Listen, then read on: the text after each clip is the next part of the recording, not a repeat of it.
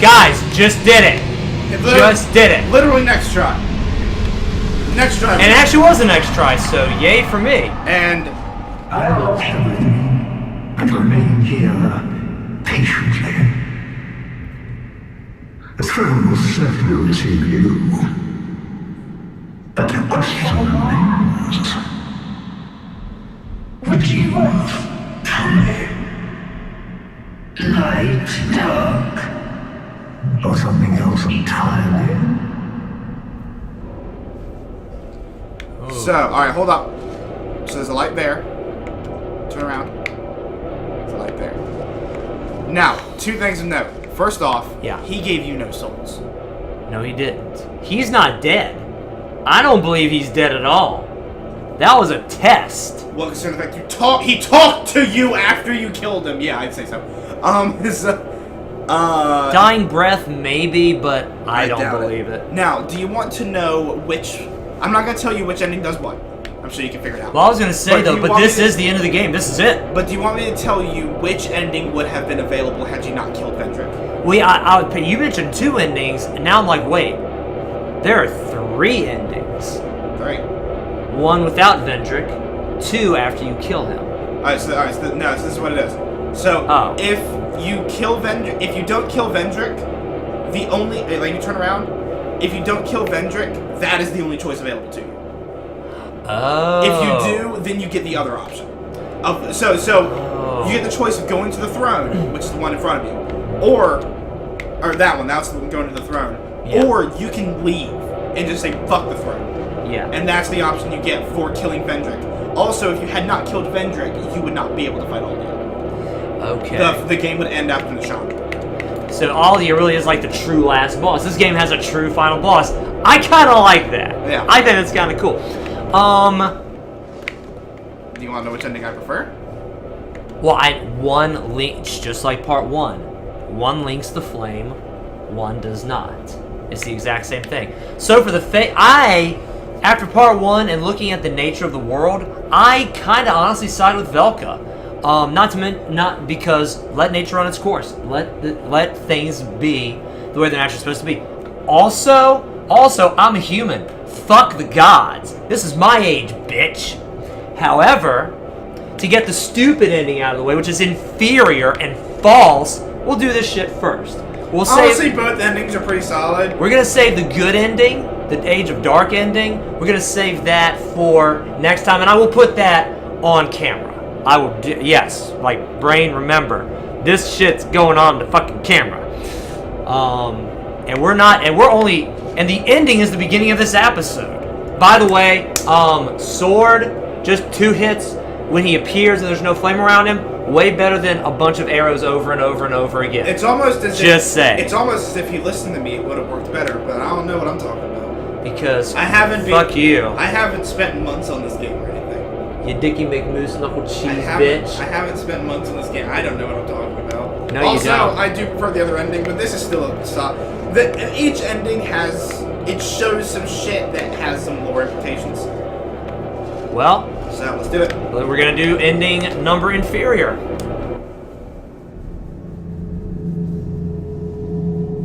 Again, a lot of ash and cinder. And a lot of golems. Wow.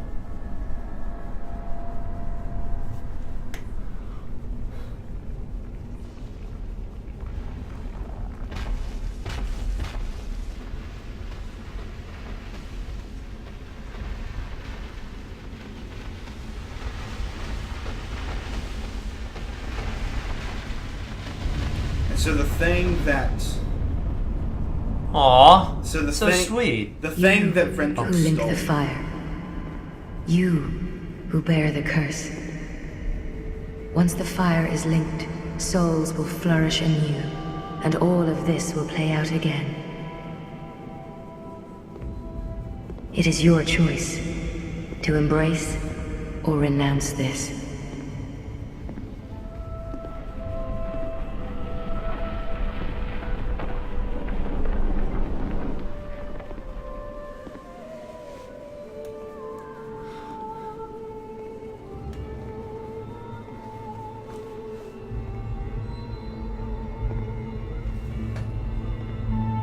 There's the throne.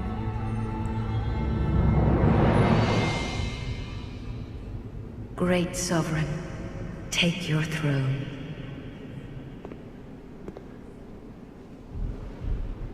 Fire for life, baby!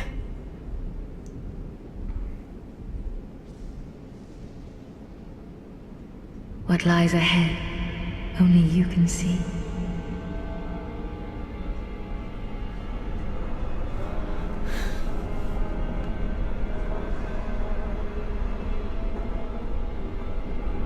Hey, anybody want a bonfire? I'm in the mood for s'mores. So, Where's the bonfire? the golems that you took the throne. So, the golems. There it is! The golems that Vendrick potentially received the power from by killing the giants. Or by invading the giants. And the power that Nashandra wanted. It's ironic. Nashandra wanted him to go and attack the giants. Fucking love these ending themes! Something. Yeah, for something. Whatever that something was, he made the golems out of it. He used that something as the final barrier. Those golems created the bridge to the throne. Presumably, they would not have done that for anyone except for the true monarch. Meaning that even if Nashandra had killed you for good, she could not have gotten to the throne. The golems would not have moved forward. It's not like she couldn't just float over being a fucking female Grim Reaper or anything. No, she couldn't do that shit. And it's a giant... She couldn't fly, could she? Was she flying? She wasn't flying. She was hovering. Was she?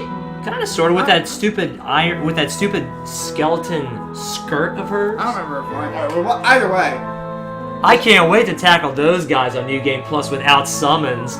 That's gonna be the best. Yeah, I do think it's kind of ironic though. The one thing that the thing she did that spurred this whole shit show is potentially what would have kept her from getting the throne had she wanted anyway. You know. I was saying the whole point of getting on the throne. Unless she could just held up your corpse. That worked. I don't know. I have the key! Waggling around this giant hollow body. I can unlock it now! But no, I'm like, where's the light show? I mean, the whole point of that was obviously, from what Aldi has said, that's linking the fire. By embracing the throne, you're linking the fire. You're prolonging this current age. Well, because at that point... Which will temporarily heal the dark sign according to what we know the lore is now. So that little... That will heal the curse. That little pillbox that it was in. The pillbox structure. Pillbox. That's the only thing I can use. That little igloo that the throne was in. It had the throne in it. I see that as being the equivalent of the killing of the first flame in Dark Souls 1. If not the actual killing of the first flame. It's at least... Well, we're not in It's Lordra. at least the equivalent. Well, no, but if you remember in Dark Souls 1, you went to this weird ethereal plane before getting to... the Lord Gwyn's boss fight. If you remember that. Yeah, I'll say, I know what you're talking about. The giant area of white. In other words, who's to say that was literally underneath Firelink Shrine? You could be traversing fucking dimensions or some shit like that. Either way, this would be the equivalent of that. And so rather than burning your soul and your body in a fire, you are rather just submitting your soul to that igloo. And you know, when you sat down, it closed, presumably forever.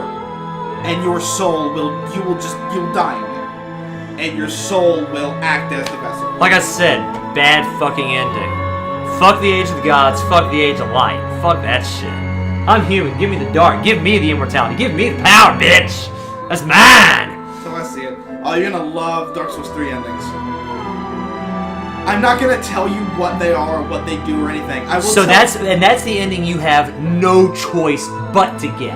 If you don't kill Vendrick. If you don't kill Vendrick. So it's the exact same ending. The option, yes. And there's no Aldia. Right. The option to leave the throne is only available if you find Aldia, and Aldia is only available if you kill Vendrick before killing the Chandra. Gotcha. So, I'm not gonna tell you anything about the endings or how to get them or anything like that, but I will just tell you, since you kind of understand the implications of the endings, Dark Souls 1, Link to Fire, and then the Age of Darkness.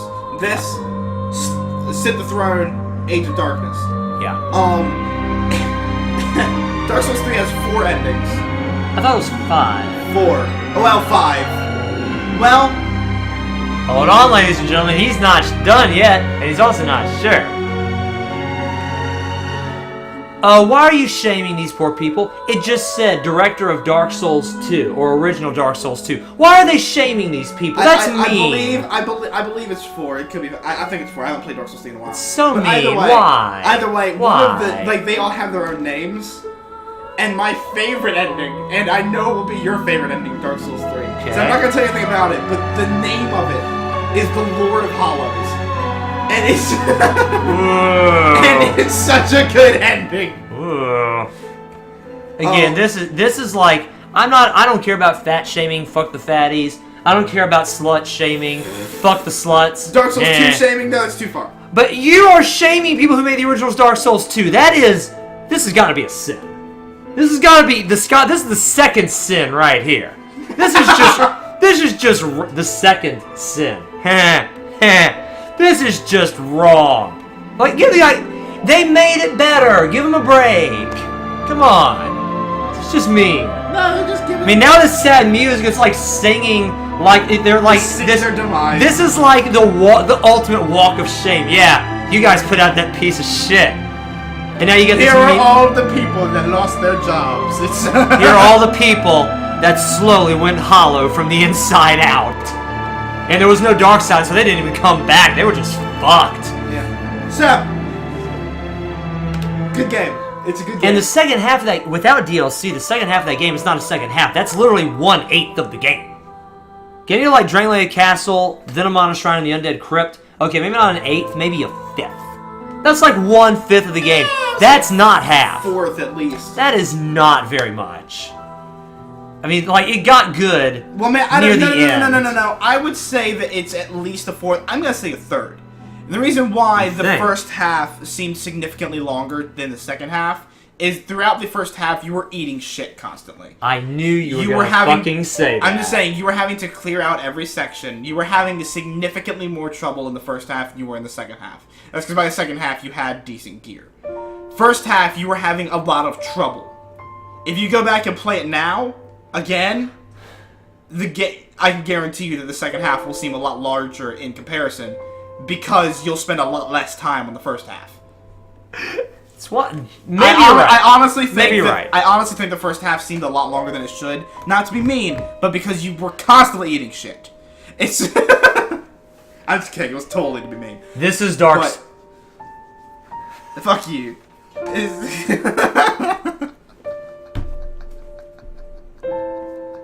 Damn! Holy shit. You suck in Dark Souls, right? Say this to the man who just got to the ending! Damn! This is coming from a man that beat it in, like, what, 3 days' time? I can't deny it. The whole Return to Drangleic thing that's going on right now. It actually has just ended. It ended on the 6th. That quick? Yeah, it's supposed to take that long. It was 2 weeks. I'm almost salty. Keep going. I'm almost salty. I was saying Return to Drangleic was 2 weeks. Return to Yharnam is 2 weeks. Return to Lordran is normally 2 weeks. Whatever the Dark Souls 3 one is Return. It'll be in 2 weeks. And yeah, I mean, it's just. What's copyright 2001 in this? You gotta be referring to some program license. Probably. Like that? I'm like. 1998 Eric. The fuck? Oh yeah, Open SSL. Their program licenses. Yeah. I guess it's right. Yeah, license terms. Spot on me. Yay me. Yeah, so. Yeah, no, I think it's a good game. It's a good game. It's not horrendous. I don't hate it. You said you're not gonna play it again, but you know you are. Well, I have some specific ideas in mind. Now, I think on some. Now, guys, this episode is not done yet. It has not been 20 minutes because I started right at the beginning of the end of the fight. Because y'all saw all the attacks, y'all saw me eat shit. But yeah, to beat him the second time I fought him, that was feel kind of good. Not gonna lie. Yeah, but like I said, don't let me hang with fucking shit. Oh, I didn't see that there. But subsequent playthroughs, I feel like it's gonna be a lot I feel like you're gonna enjoy the game a lot more, because now you're better at playing it than you were when you first started. And there's one big thing. This is actually a complaint I have about Dark Souls 1. And feel free to ridicule me. Try to aim for full salt, at least by the end of the day. Ooh, let's do this shit. If not by the end of the episode, let's aim for full salt by at least the end of the day. Okay. What I don't like about Dark Souls 1 and 2, and I've bitched about this before, the RPG elements. I was even complaining about the game not actually being hard, just being elongated, grindy. Once I have the equipment I want, once I have the stats that I need, once I can run for as long as I want, the game is less than half as hard, just because I have the stuff that I need to play the game correctly. But think about it. That's not just playing the game correctly. You're using the tools you have available, and eventually you get the tools that you want. That's how every game is. All the Dark Souls games, and that's actually how most normal games are. No, that's how your generation's games actually the first game that came to mind in my head was the original Legend of Zelda. The very first one. You could tackle any dungeon in any order. However, once you got the Master Sword and an actual shield and shit like that, and once you got the upgraded tunic and everything, the game was half as difficult as it was in the very beginning, but you could go straight to Dungeon 8 right at the start. If you knew where it was, and you knew where it was, and you knew what to do.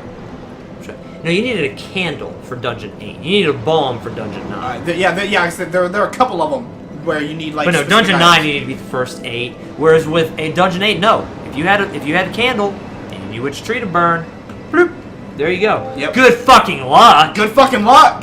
More power to you if you can do it. And then I go back and I think of I'm thinking of retro games. You said that it's like that for games for my generation. All the ones that are popping in my head are old school. Give me some more. Oh, I'm curious. Give me some more shit. The first Metroid. That one popped in my head too. There is progression in that game. Good luck beating Ridley and Kraid with no energy tanks. None. Yeah. Good luck, and without the various suit. Yeah. Good luck with that shit. So I mean, yes, this game has RPG elements, and you don't have to like them. That's perfectly fine. But this is an RPG game. It is. If you go to Fallout and you say, "Oh, I like the RPG elements," don't play Fallout, you fucking shit. Pretty much. You're going to. That's like me. See, I say that I don't like Mortal Kombat and Street Fighter and everything, but that's because I don't like fighting games. I'm not gonna play Mortal Kombat and say I'd like this more if it wasn't a fighting game. Well, then play something else, you bitch. And the reason I love Mortal Kombat, there is no leveling up, there is no equipment, it is pure skill. You go in, you win or you lose, and it's purely based on your skill. Yeah, I love that about a game. You know what game is actually a lot like that? Huh? For Honor. Really? It's more like a third-person MOBA, though. You have like little upgrades and everything, but and they're only for that character. I could start a level 1 character tomorrow, go beat a prestige level 3. You get little upgrades, but the little upgrades that do small stuff, like they increase your sprint speed or they make your revive speed faster. There's very little damage change between levels and stuff. Very little defense change. Nothing that, in other words, you could probably beat the game with no upgrades if you knew what you were doing. However, if you're going up against if you're going up against another PvPer who knows his shit and has the upgrades, it'd be to your advantage to have the same upgrades. That's what I'm saying. I could go and start a level 1. I'm using actual character names because they're. Yeah. I could go and start a level 1 Lawbringer. I've never played a Lawbringer before. Lawbringer is this big tank fucker with a giant axe. Yeah. He doesn't have combos, but he deals a lot of damage. Okay. So I generally play as a Peacekeeper, which is funny because it's a strictly female character. You're with the Knights. I'm with the Knights. You're with the Knights. I'm with the Knights. I generally play as a Peacekeeper. Fast, they do bleed damage, but they're glass cannoning. They can take very little damage. Gotcha. But I could go in with a level 1 Lawbringer and go and fight a Prestige 3 bandit or what the fuck ever, and I could do just fine because I know what I'm doing. It's more about the skill than it is the upgrades. Okay, so it's not quite as heavy as a lot of the regular MOBAs out there. Right. It really does look. It reminds me of a third-person MOBA, essentially. It has a lot of similarities. Essentially. But I mean, that's the thing. You can't criticize a game for having aspects that you don't like when its aspects are specific to a genre that game is. Like I said, I cannot, I cannot go on Forza and play it and be like, man, I like this game and play for so much racing. That's all it fucking is! That's it! Well, guys, I'll say, you know what I can say? There are aspects of the game I like and aspects I don't. That I can say. You can totally say that. That I can disagree say. with you. You're entitled to your opinion. I think am. you're a little bitch, but you're entitled to your bitch You opinion. just beat the fucking game! Guys. After how many hours? Thank you very much for watching this episode. If you liked it, hit that like button. If you disliked it, hit him, actually, in his fucking face. I deserve it. And if you really liked it, be sure to share with a friend, subscribe, and join the freaks! And we're not done. DLC upcoming. I love you, and God bless.